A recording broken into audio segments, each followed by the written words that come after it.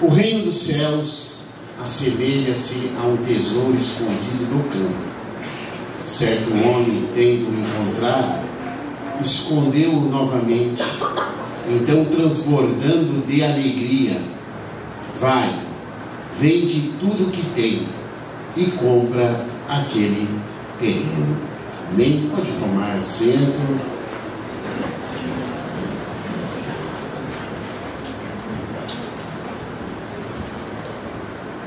O reino de Deus, ou o reino dos céus, é uma expressão bíblica que aparece só no Novo Testamento 164 vezes nos evangelhos sinóticos, que é Mateus, Marcos e Lucas. 99 vezes o Senhor Jesus, ele tomou muito essa expressão, o reino de Deus, nas suas ministrações. O Senhor Jesus, ele falou a respeito de 7 parábolas, para trazer a instrução sobre o reino de Deus. Jesus falou sobre a parábola do semeador. O reino de Deus é semelhante a um homem que saiu a semear. A parábola do joio, que o reino dos céus é semelhante ao homem, que plantou trigo, mas veio os inimigos e plantou joio. É a parábola do grão de mostarda, aquela semente pequenininha, mas que cresce, vira uma árvore tremenda. A parábola do fermento, a parábola do tesouro escondido, a parábola da pérola, a parábola da rede lançada ao mar. Embora Deus houvesse sempre atuado na história da vida humana, desde lá de Gênesis, de Adão e Eva, e toda a história, mas nós vamos ver que o reino de Deus, nós vamos ver que essa expressão, é praticamente impossível não imaginar o reino de Deus sem Jesus, Não tem como. Hoje, para nós, ouvintes da palavra, alcançados pelo Evangelho, desvincular o reino de Deus sem Jesus, porque só em Jesus o reino de Deus tomou proporções maiores, e a sua razão e todo o seu sentido, só houve um entendimento maior na centralidade da pessoa de Jesus Cristo. João Batista, parente próximo de Jesus, precursor, aquilo que abriu o caminho, conhecido a voz que clama no deserto, ele pregava, ministrava arrependimento, e ele dizia: arrependei-vos, porque está próximo o reino de Deus. Mas um dia aparece Jesus para ser batizado por João Batista. Jesus é batizado, depois é levado ao deserto, e ali ele é tentado pelo diabo. Mas depois que Jesus vence a tentação, vence o diabo, diz a palavra que Jesus começou a ministrar. E a ministração do Senhor Jesus era: arrependei-vos, porque é chegado o reino de Deus. Porque o reino de Deus havia chegado ali, e tinha chegado com Jesus Cristo. No entanto, as parábolas sobre o reino, tudo aquilo que Jesus falou sobre o reino, vem para deixar claro sobre o significado do reino. O que é o reino? O reino é o governo de Deus. O reino é o reinado de Deus. O reino é o prenúncio daquilo que a gente começa a viver aqui na terra, mas jorra para a eternidade. O reino de Deus veio trazer libertação aos cativos. O reino de Deus veio trazer paz. O reino de Deus veio trazer justiça, esperança, transformações e mudanças na vida daqueles que aderem e fazem parte do reino de Deus. Aqueles que são súditos são aqueles que vão receber a instrução a respeito do reino de Deus, e vai abrir o coração para Jesus e começar a fazer parte do reino de Deus. E com isso vai começar também a desfrutar das bênçãos oriundas que esse reino traz na vida daqueles que pertencem ao reino de Deus.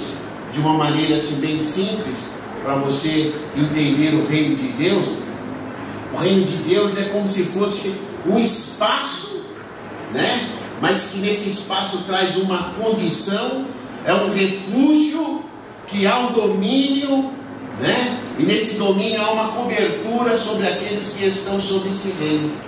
Tanto que Paulo, escrevendo aos Colossenses capítulo 1, versículo 13, né? Colossenses capítulo 1, versículo 13, diz assim: Ele nos resgatou, quem? Jesus, do domínio das trevas, e nos transportou para o reino do seu Filho amado. Então nesse reino existe o Filho amado. Ele é o Senhor desse reino, e Ele nos resgatou, nos tirou de um outro reino, que era o reino das trevas. Alguns não entendem, né? Que antes nós éramos cativos, nós éramos inimigos de Deus, mas em Jesus nós fomos resgatados, tirados do reino das trevas, do império das trevas, mas agora colocados no reino do Filho de Deus. Ou seja, enquanto estivermos neste reino e não ultrapassarmos os limites desse reino, acho que você deve lembrar do filme do Rei Leão. Leãozinho, que o pai falava, ensinava para ele: olha, não ultrapasse os limites do reino. Mas na curiosidade daquele leãozinho, um dia ele achou, né, que talvez o pai estivesse mentindo, e ele ultrapassou os limites daquele reino, e toda a sua vida foi transformada de uma maneira negativa, porque o reino de Deus é um reino, glórias a Deus por isso, onde há libertação, onde há liberdade, onde o império do mal, onde o mal não tem poder mais sobre as nossas vidas, porque é o reino da luz, é o reino do Filho de Deus. E quem faz parte desse reino precisa entender, irmãos, a importância de viver nesse reino. Nem todos os ouvintes, nem todos aqueles que gostam de Jesus faz parte deste reino. Marcos capítulo 12, versículo 34, Jesus ele conta, ali é narrado, né? Marcos, o evangelista, ele narra que um mestre chega ao Senhor Jesus e pergunta sobre os mandamentos, né? E ele até sabia os mandamentos, ele cita os mandamentos, mas Jesus, conhecendo todos aqueles que abrem o coração para ele, Jesus fala: olha, você não está tão longe do reino. Mas aquele homem, apesar de ter um conhecimento sobre Jesus, venerar, achar que Jesus era um grande mestre, mas mesmo assim não estava no reino. Porque o importante, meu querido, minha querida, não é só saber a respeito de Jesus. O importante é viver e estar no reino de Deus. Você está no reino de Deus? Você faz parte do reino de Deus? Você está sabendo valorizar, viver e desfrutar que o reino proporciona para você, para a sua vida? Você está sabendo ser grato a Deus, porque você faz parte do reino de Deus? Eu quero aqui rapidamente, através dessa parábola, trazer algumas lições sobre o reino de Deus, porque Jesus falou: o reino de Deus é semelhante ao homem que achou um tesouro escondido. Primeira coisa, o reino de Deus é um tesouro, e Jesus é o mais precioso desse reino. O reino de Deus não significa que é só Jesus, mas Jesus é a coisa mais importante deste reino. Na parábola, assim como aquele homem encontrou um tesouro escondido, possivelmente estava trabalhando num campo, numa fazenda, mas quando ele percebeu, né, aquele tesouro certamente estava envolvido dentro de um cofre, possivelmente dentro de um jarro, alguma coisa, mas quando ele bateu, ele viu e falou: peraí, o que é isso? Mas na hora que ele viu, na hora que ele abriu, ele viu aquele tesouro, ele sentiu alegria. Primeiro aspecto do reino: você precisa avaliar quem é Jesus de fato na sua vida. Porque se ele é um tesouro que está no reino, e você faz parte do reino, você precisa saber avaliar. Da mesma forma, quando encontramos Jesus, reconhecemos imediatamente o valor da grandiosidade dele. Não há nada que se compare à magnitude, o valor, a excelência de achar e ter Jesus na vida. Não havia dúvida naquele homem. Quando ele achou aquele tesouro, ele abriu aquele tesouro, ele viu aquele tesouro e de uma maneira imensurável ele falou: peraí, isso vale mais do que eu tenho tudo na vida. Tudo que eu tenho na vida não é comparado a esse tesouro que eu achei. Jesus está falando que quando ele entra na nossa vida, nós recebemos aquilo que é mais valioso do que temos tudo na vida. A grande questão: será que temos dado valor, avaliação, a importância devida? Será que eu tenho avaliado o que é Jesus? A cristologia é uma área de estudo da teologia que estuda sobre a humanidade de Jesus, estuda sobre as obras do Senhor Jesus, estuda sobre a divindade do Senhor Jesus. A princípio, a cristologia tenta responder, uma das perguntas até que Jesus fez a Pedro: Pedro, o que as pessoas estão falando a respeito de mim? O que eu sou para as pessoas? E Pedro respondeu para ele: você é um profeta, Jeremias, Elias.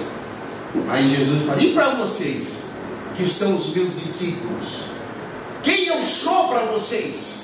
Quem eu sou para vocês? Porque para Jesus não é somente o que as pessoas, o mundo pensa a respeito dele, mas para Jesus, aqueles que dizem que o ama, aqueles que se dizem cristãos, aqueles que dizem discípulos, para Jesus é importante não é saber que ele é só o Filho de Deus, mas o quanto ser Filho de Deus para essas pessoas, o quanto ser Senhor, o quanto ser Salvador implica na sua vida, implica nas suas prioridades, implica nas suas atitudes. Nesta manhã, o Espírito Santo chama a nossa atenção a refletir sobre a grandiosidade de Jesus, o quanto temos sido abençoados, o quanto esse tesouro faz parte da nossa vida. O Espírito Santo chama a atenção porque alguns já não estão mais, valorizando, alguns já não estão dando a importância devida à grandeza, à majestade, aquele que é santo, aquele que é poderoso. Porque não é sobre... O evangelho de hoje é assim: é sobre o que Jesus possa fazer por mim. Mas nós precisamos entender, tem outro lado. A moeda tem duas faces, face e coroa. Não é só o que Jesus faz por mim, mas o que eu também posso fazer por Jesus. Não é só o que Jesus se sacrificou por mim e se sacrifica, mas é aquilo que eu também posso me sacrificar por amor a Ele, já que Ele é meu Senhor, já que Ele é o meu Salvador. Então, o primeiro aspecto é que existe um tesouro no reino, e esse tesouro chama-se Jesus. O segundo aspecto dessa parábola aqui é que havia um tesouro, e esse tesouro estava o quê? Escondido. Esse homem, ele achou aquele tesouro. E achar aquele tesouro naquele momento da vida dele mudou toda a história da vida dele. A Bíblia diz que Jesus, ele era um mistério oculto desde Gênesis, capítulo 3, versículo 15, em que a serpente ia morder o calcanhar, da semente da mulher, que é Jesus, mas a semente da mulher, que era Jesus, iria esmagar a cabeça da serpente. Desde lá houve um mistério oculto, houve um momento em que esse mistério não foi revelado. Dizem que muitos quiseram saber, porque Jesus já existia. quando a gente vê na Bíblia a questão da teofania, né? O anjo do Senhor, em que apareceu com alguns, era Jesus. Em alguns casos era Jesus. E alguns patriarcas, alguns queriam saber o nome dele. E a esse anjo, alguns deram até sacrifício. E anjo não recebe sacrifício. E esse anjo abençoou vidas. E anjos não têm poder, né, assim, de decretar bênção, a não ser que Deus determine. Mas esse anjo do Senhor era especial. Mas ele não podia se revelar. Alguns falaram: me diga o teu nome, já que é maravilhoso. Ele falou: não posso dizer. Eu não posso ainda declarar o meu nome. Isaías, né, ele vai declarar, né, um pouco. Lá em Isaías 9:6 vai falar: um menino nos nasceu, um filho se nos deu, e sobre os seus ombros está o reinado, e ele se chamará, como que é? Maravilhoso Conselheiro, Deus Todo-Poderoso, Pai da eternidade, Príncipe da paz. Aleluia. Jesus é muito mais do que isso que está. Isaías coloca algumas coisas, mas um certo escritor, para falar sobre o nome de Jesus, ele escreve num dicionário, no vocabulário, mais de 2.000 palavras sobre o significado de Jesus. Porque Jesus já existia, Jesus já era, mas ele estava oculto. É um tesouro escondido. João capítulo 1, versículo 1 a 3 diz: no princípio era o verbo, a palavra, e o verbo estava com Deus, e a palavra era Deus. Versículo 2 e 3: todas as coisas foram feitas através dele, sem ele nada do que existe teria sido feito. Versículo 14: e o verbo se fez carne e habitou entre nós, e vimos a sua glória como a glória do unigênito do Pai, cheio de graça e de verdade. Aleluia. Ele estava oculto, mas ele começou a se revelar. Ele é a imagem. Colossenses capítulo 1, versículo 15 a 20 diz assim: ele é a imagem do Deus invisível, o primogênito sobre toda a criação, porquanto nele foram criadas todas as coisas nos céus e na terra, as visíveis e as invisíveis, sejam trono ou dominações, sejam governos ou poder, tudo foi criado por ele e para ele. Ele existe antes de tudo o que há, e nele todas as coisas subsistem. Ele é a cabeça do corpo, e é a igreja. Ele é o princípio, o primogênito dentre os mortos, a fim de que em absolutamente tudo tenha a primazia, irmãos. Aleluia. Ele era antes, mas ninguém conhecia. Porque no nome de Jesus, às vezes nós não tomamos posse da grandeza do nome de Jesus. Mas saiba, se você entender a grandeza, o poder que há no nome de Jesus, haverá cura, haverá libertações. Os apóstolos entenderam, a igreja entendeu. O diabo não tem poder quando ele ouve no nome de Jesus. Você está repreendido. No nome de Jesus cai fora. Paulo, escrevendo ao Gálatas capítulo 4, diz que quando chegou o que?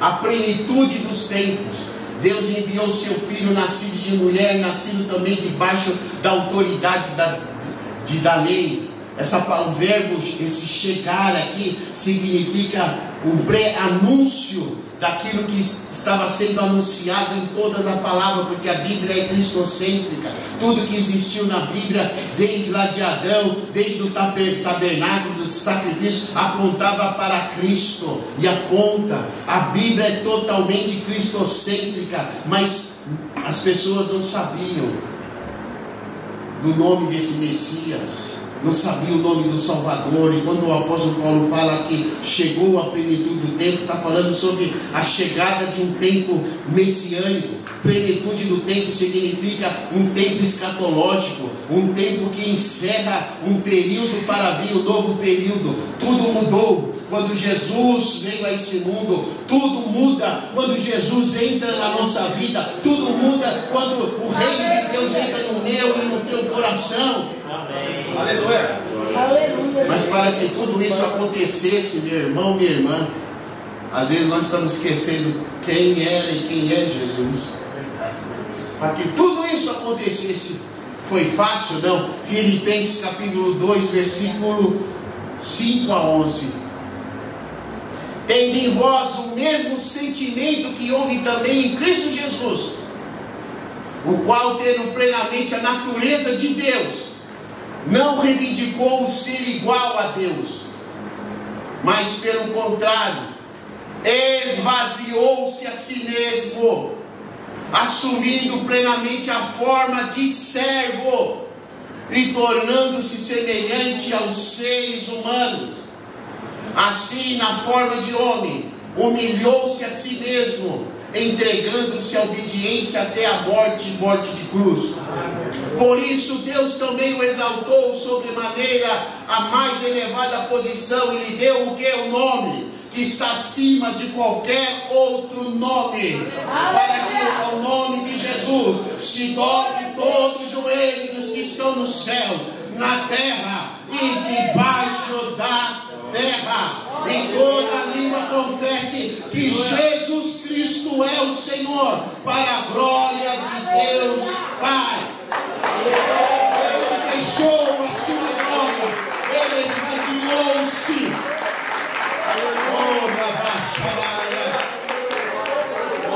Olha o que o apóstolo Paulo fala: de sorte que haja em vós o mesmo sentimento. Mãos, nós não aguentamos humilhação, nós deixamos de ser servos e servas. Se as coisas não acontecem como a gente gostaria, sabe, a gente abandona. Há muitas pessoas abandonando o reino, há muitas pessoas que abandonaram o reino de Deus porque se foram frustradas com o homem. Mas que haja em mim, que haja o mesmo sentimento. Está sendo humilhado, continue sendo servo. Está sendo humilhada, continue sendo filha. Sabe por quê? Assim como Jesus foi humilhado, nós também em algum momento da vida vamos ser humilhados. Mas há um Deus que vê todas as coisas. Ele foi exaltado porque ele continuou na sua posição. Continue na sua posição. Deus tem exaltação, Deus tem honra aqui para dar. Glória a Deus. Ah, pastor, eu não me sinto mais amado por Deus. Meu Deus, como a gente vê isso no dia a dia, irmãos? Irmãos, desculpe, para com isso, meu irmão, minha irmã. O amor de Deus, irmãos, não é assim um ventilador que liga e desliga. Uma hora vem, outra hora vai. Vem o vento. Pessoas assim, crentes, irmão. Ah, será que Jesus me ama? Um dia se sente o mais amado, outro dia se sente, sabe, aquele o sabonetinho que sobra lá e você não quer jogar fora, e você mistura quando põe outro grande, você põe outro, só para não perder. Parece que você é um sabonetinho que parece que já não dá mais vida, já não dá mais sabor, irmãos. O amor de Deus está além daquilo que você imagina para com a sua vida. O amor de Deus está além de acertos e erros. O amor de Deus está além dos nossos projetos que podem dar certo ou não dar certo na nossa vida, meu querido. O amor de Deus está além da fome, da nudez, daquilo que a gente possa ver, daquilo que a gente possa ganhar, daquilo que a gente possa perder. O amor de Deus está acima de tudo isso, meu irmão. Sabe por quê? Para mim, irmão, e deve ficar muito claro para você, o amor de Deus já foi demonstrado, porque Deus amou o mundo de tal maneira e deu seu Filho unigênito para ele morrer, para que eu possa ter a vida eterna. Jesus já mostrou o amor por você. Deus te ama. E você sabe, o amor de Deus vai além, porque a Bíblia diz que Ele nos amou quando nós ainda éramos pecadores, quando ainda estávamos lá no império das trevas, no lamaçal do pecado. Jesus nos amou. E agora você acha que Jesus não te ama? Ah, labaxaia, Jesus te ama. Olhe para a cruz do Calvário. A cruz do Calvário está vazia, mas ali passou o seu mestre, o teu Senhor, para morrer por você, morrer por mim, meu querido. Não vai pensar, se você pensar na grandeza de Deus, você vai entender que ali Jesus levou todo o pecado do mundo. E não era o pecado daqueles que estavam daquela época, daqueles que iriam nascer, daqueles que vão nascer. Na onisciência de Deus, irmãos, porque a mente de Deus é só o Espírito Santo para entender, mas na mente de Deus, naquela hora, Jesus sabia que estava morrendo pelo Davi, pelos pecados de Davi. Davi ia nascer depois de mais de 2000 anos, mas ele sabia que era pelo Davi, ele sabia que era pelo João, ele sabia que era pela Rebeca, ele sabia. E Ele sabe, meu irmão, Deus te ama. Aleluia. Pare de ouvir coisas do diabo, pare de ouvir coisas do mundo. Deus te ama. Ele continua a te amar. Terceira lição, estamos finalizando. Jesus deve ser a sua maior motivação de alegria. A Bíblia diz que esse homem, ao perceber, ao avaliar aquele tesouro, ele sentiu uma alegria. E aquela alegria fez com que ele desconsiderasse tudo aquilo que ele tinha como menor valor para vender e possuir aquele tesouro, irmãos.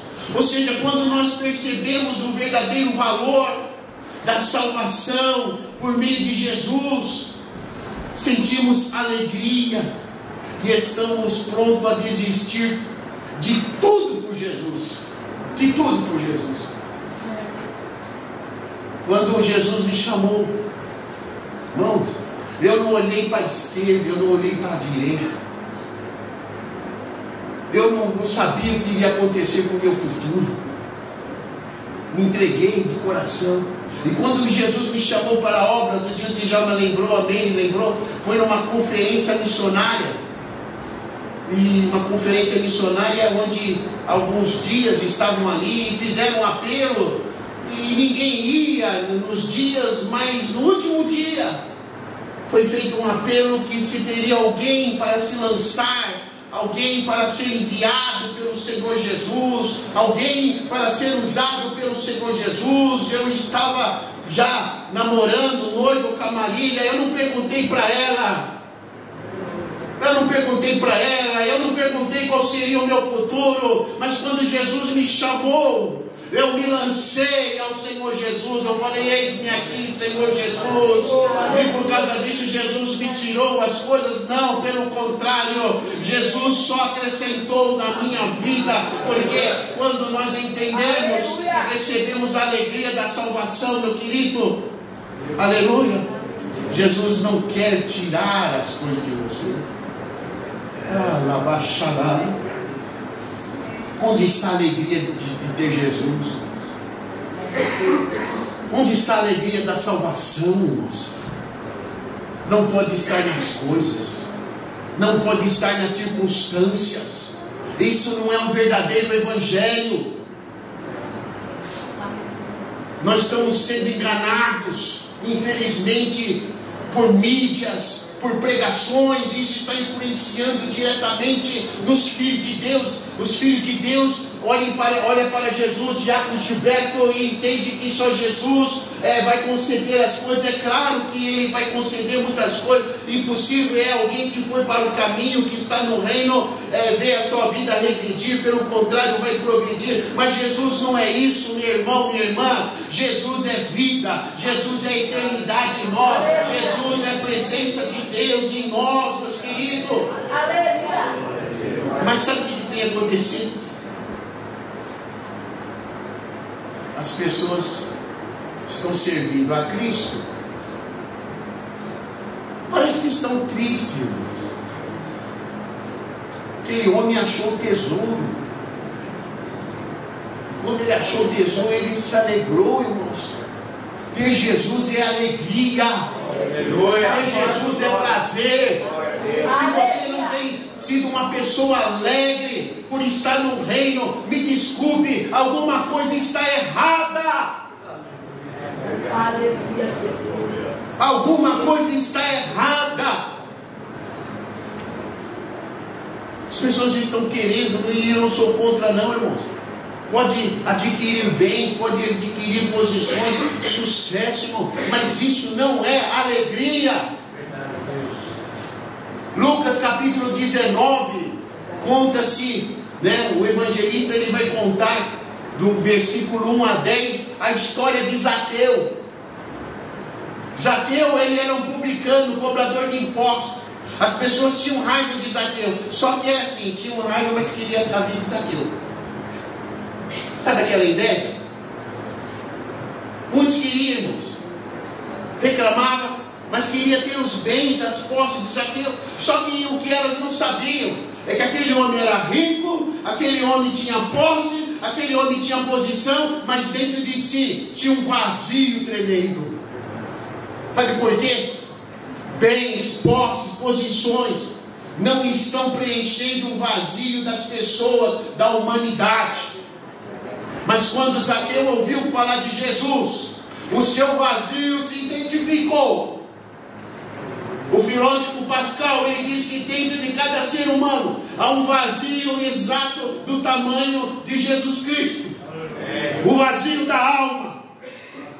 O homem nunca vai se saciar com os bens, com as realizações, com o pecado. Nunca vai. A realização do ser humano está em receber o Filho de Deus, está em reconhecer que só Ele tem a alegria dos céus. Jesus falou: eu deixo a minha paz, e a paz que eu vos dou não é a paz do mundo. Jesus tem alegria, e a alegria dele não é a alegria do mundo. Mas quando Zaqueu ouviu falar de Jesus, o que Zaqueu fez? Eu preciso conhecer Jesus. E aí Zaqueu não se importou de ser ridicularizado, subiu na figueira brava, não se importou o que as pessoas iam pensar dele, mas ele estava ali. E de repente aquele que tudo vê, os nossos esforços, aquele que vê o coração, se aproxima debaixo da árvore e fala: Zaqueu! Ele falou: peraí, ele me conhece? Jesus te conhece. Aleluia. Zaqueu, desce depressa, porque hoje me convém pousar na tua casa, Zaqueu. Aleluia. E a Bíblia diz que Zaqueu recebeu Jesus o quê? Gostoso, com alegria. Aleluia. Aquele homem que agora estava vazio, tinha posses, tinha tudo, mas ele recebe um preenchimento que nada nesse mundo possa dar. Jesus, o Filho de Deus, a coisa mais importante na vida de um homem, de uma mulher, de um jovem. E aquele homem é tomado por uma alegria. Eu já experimentei isso, irmão. Eu experimentei essa alegria que vem. Tão gostoso, dá vontade de pular, dá vontade de sair correndo. Glória a Deus. Mas essa alegria tem que permanecer. Aleluia, Jesus. E Jesus vai para casa com Jesus. E quando chega, as pessoas de fora apontando, falando.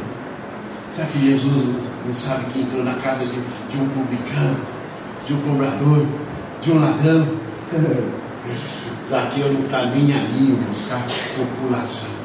Zaqueu já não está nem aí com os seus bens, porque agora ele tem a alegria que faltava na vida dele. Zaqueu, Senhor, Olha aqui, eu falei. estou falando aí, eu estou ouvindo a conversa aí. Sabe de uma coisa, Jesus? Eu dou metade dos meus bens. Se alguém vir aqui e falar que eu defraudei, eu dou 4 vezes mais. Aleluia. Acho que a família olhou e falou: marido enlouqueceu, papai enlouqueceu, esse homem enlouqueceu. Não, irmãos, é que quando o tesouro verdadeiro, real, entra na nossa vida, aquilo que é de ambição, aquilo que é, sabe, prioridade, deixa de ser prioridade, porque agora essa alegria dos céus, irmãos, é a alegria que falta no ser humano. Aleluia. Glória a Deus. Jesus falou: onde está o teu tesouro, está o teu coração. Jesus está no teu coração. Jesus, Ele é o teu tesouro. Conta-se que numa cruzada, num estádio, uma criancinha chegou e puxava o paletó daquele que estava organizando e falava assim: deixa eu cantar para Jesus. Mas eu não posso. Tem uma programação aqui. Tem uns cantores programados já. Não posso. Mas o Espírito Santo falou para mim cantar para Jesus. Deixa eu cantar para Jesus. E foi indo, até que o Espírito Santo tocou no coração desse homem organizador. Ele deixou a criança. Já tinha passado. Cantores famosos, mas aquela criancinha pobre, sujinha, começa a cantar que Jesus é tudo para mim. Jesus é tudo para mim. Ele é o tesouro que eu tenho guardado no meu peito. Aleluia. Ele é tudo para mim. Aleluia. Vamos, naquele Aleluia, momento, Jesus. aquela voz da criancinha, Aleluia. por amar a Jesus, invade aquele estádio e faz com que aquelas pessoas que estavam ali possam ter uma reflexão sobre o que é tesouro, Glória a Deus. o que é tudo nosso. Quando foi que Jesus deixou de ser o teu tesouro? Quando foi que Jesus deixou de ser o tudo na sua vida? Quando foi que Jesus deixou de ser a sua alegria dia após dia? Ah, pastor, o senhor está falando, você não se entristece? Assim não me entristece. Algumas coisas. Mas aqui está minha família, está meus filhos, está minha esposa. Mano, nunca houve um dia, irmãos, que eu blasfemasse e reclamasse desse dia, irmão. Nunca houve um dia, irmãos, que eu fosse tomado com mau humor, irmão. Eu sei desse jeito, alguns falam que tem cara de bravo, não é? Irmãos, eu não dou chance para o mau humor, irmão. Eu não dou chance para a tristeza. Tristeza vem, mas dentro de mim a alegria que transborda acima da tristeza, porque Jesus está na minha vida. Eu sei para onde vou, e quando eu olho as coisas que Jesus tem me dado, esses dias a Maria deu um testemunho lá, estávamos parentes lá, foi aniversário, acho que foi aniversário dela, ela falou: quero agradecer a Deus pela vida do Davi. Eu nem achei que isso era tão importante, mas ela falou: quero agradecer pela vida do Davi, porque esses dias eu bati o carro, achei que ia ficar bravo. Liguei, bati o carro, amassou. Você está bem? Não estou bem. Então tá bom. O carro chegou, irmão, nem fui ver o amassado. Irmãos, são coisas materiais, famílias brigando, irmãos. Marido brigando com esposa brigando com filha, pai, brigando com coisas materiais, irmãos, coisas, sabe, coisinhas, picuinhas, irmão. Picuinho, irmão. É coisa material, vai ficar. Mas quando eu olho, irmãos, que eu perdi uma coisa, mas aquilo que é primordial está preservado. A Maria está bem, meus filhos também, irmão. Louvado seja Deus, irmão. Em nome do Senhor, irmão. Há motivo de alegria na sua vida. E é Jesus e tudo isso que Ele tem dado para você, irmão. Mas as pessoas, hoje é uma reflexão, hoje é uma ação que o Espírito Santo está falando. Volte a ter alegria da salvação. Jesus, escrevendo a igreja de Éfeso, disse: olha, eu tenho contra ti algo, que perdeste, que deixaste o primeiro amor.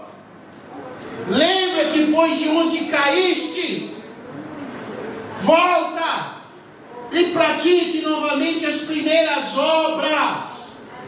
Meu querido, se a gente não tiver Jesus como tudo na nossa vida, irmãos, o que vai acontecer, irmãos? Em meio às provas, em meio às tentações. Quando a Bíblia diz, Mateus capítulo 10, versículo 37, que Jesus fala assim: quem ama seu pai ou sua mãe mais do que a mim, não é digno de mim. E quem ama o filho ou a filha mais do que a mim, não é digno de mim. Caleb passou aqui. Eu ia perguntar para ele. Depois vocês perguntam para ele. Eu falo para o Caleb: papai te ama. E você deve amar o papai. Mas o papai ama mais Jesus do que você. E você deve amar mais Jesus do que o papai ama a mãe. Pessoas estão deixando Cristo, irmãos, por pequenas coisinhas. Agora imagine uma situação como aconteceu e está acontecendo em alguns países ali, que eu li. Um pai de família, preso, vendo a sua esposa e seus filhos, e a pessoa chegar e falar assim: negue Jesus, senão seus filhos, sua esposa vai morrer. Nós vamos decapitá-los. Negue Jesus. E esse pai falar: filho, fique firme. Fique firme. Não negue Jesus, porque eu não vou negar. Vê isso, irmãos. Então, quando Jesus fala isso, não é somente um amor que nós devemos ter a Ele acima de todas as coisas. Deus nos livre, irmão, de passar isso, irmão. Deus nos livre de uma situação. Mas pense na situação, irmãos. Está acontecendo lá no Senegal, está acontecendo em muitos países, essas coisas. Os muçulmanos estão matando os cristãos, irmãos, e matando família, e as pessoas não podem negar Jesus. Sabe por quê? Porque sabe que há uma eternidade. Filho, esposa, fique firme, porque logo, logo nós vamos nos encontrar. Onde está o teu amor, irmãos, verdadeiro por Jesus? Onde está? Isso não tem que se tornar em prática. É evidente que tem que se tornar em prática. No reino, irmão, nós vamos ser muito abençoados. Vamos ser, Jesus tem, olha, multidões de bênçãos e promessas para você nesse ano. Mas cuidado para não fazer dessas bênçãos caminho para se afastar de Deus. Cuidado, porque melhor do que as bênçãos, melhor que as promessas, é o Senhor das bênçãos, é o Senhor das promessas na sua